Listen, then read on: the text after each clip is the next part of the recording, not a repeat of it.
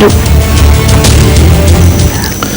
హైదరాబాద్ వేదికగా జరుగుతున్న అంతర్జాతీయ జీవ వైవిధ్య దినోత్సవ వేడుకలు ముగిశాయి.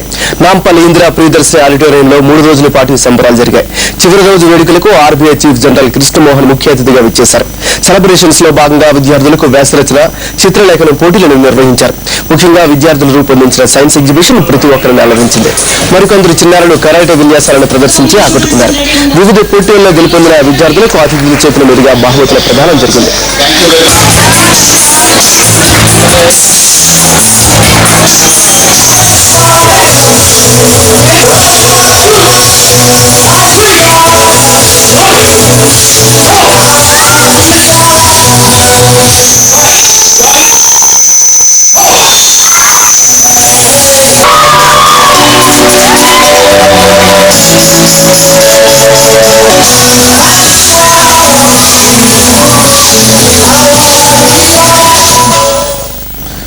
టూజీ కుంభకోణానికి సంబంధించి మనీ లాండరింగ్ కేసులో DMK